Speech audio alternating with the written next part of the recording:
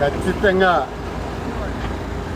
నెల్లూరు 2 అయినా 3 అయినా తెలుగుదేశాన్ని అభ్యర్థి ఎవరైనా సరే గెలిపించి తీసుకొచ్చే బాధ్యత నాదని చెప్పాను. నెల్లూరు 1 అయినా 2 అయినా 3 అయినా నువ్వు గెలిపించి చంద్రబాబు నాయుడికి అందిస్తావా? నీకంత శక్తి ఉందని ఇంకా కలగంటున్నావా? పచ్చని పంటకు పట్టిన చీడ పురుగు వీడు అంటావా? ఎంతసేపు పడుతుందండి ప్రెస్ మీట్ పెట్టి ఒరే వివేక ఎదవా అనడానికి? ఆ పెంపుడు కుక్కలతో పాటు కొన్ని ఊర కుక్కలు కూడా తయారయ్యాయి జగన్మోహన్ రెడ్డి గారు. ఈ ఊర కుక్కల పరిస్థితి ఏంది? ఏ ఇంట్లో అయితే కవనం పెడతారో కూడు పెడతారో అక్కడ తిని పక్క ఇళ్ళ దొంగలు పోకుండా మొరుగుతుంటాయి. అప్పుడు నువ్వు ఏ ఇంట్లో కుక్కగా ఉన్నావు?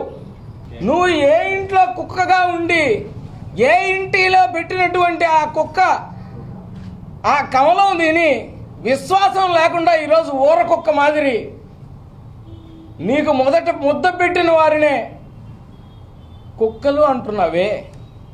నీకన్నా చండాలంగా మాట్లాడగలం, బూతులు మాట్లాడగలం, తిట్టగలం. ఇదేదో సినిమాలో జోక్ లాగుందా? అది అవసరం అయితే ఇంటి మీదకి వచ్చి దొమ్మి కూడా మీ మీద కూడా దాడి చేసే శక్తి కూడా మాకుంది. ఏంద్రా నువ్వు వచ్చేది మా ఇంటి మీదకి? రారా రా, మా ఇంట్లో అడుగు పెట్టి చూడరా.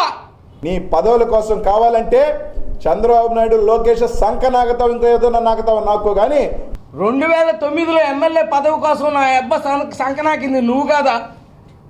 మళ్ళా చెప్తావు నా 3 అడుగుల మయర్, 3 అడుగులున్నావు. గట్టిగా ఒక గుద్దు గుద్దితే లోపలికి వెళ్ళిపోతావు. ఒక్క గుద్దు చాలు, గట్టిగా ఒక గుద్దు గుద్దితే ఏడున్నావో కూడా తెలియదు ఎవడికి.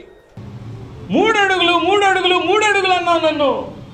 ఈ 3 అడుగులోనే రేపు వామన అవతారం ఎత్తి బలి చక్రవర్తిని తొక్కినట్టుగా మీ నాయకుడిని తొక్కేస్తాం, జాగ్రత్త.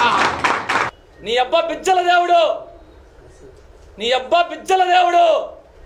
మా నాయకుడు బాహుబలి, మా నాయకుడు బాహుబలి, గుర్తుపెట్టుకో. కుటుంబాల మీద పడి దొమ్మిలు చేసేది బాహుబలి కాదు నాయన.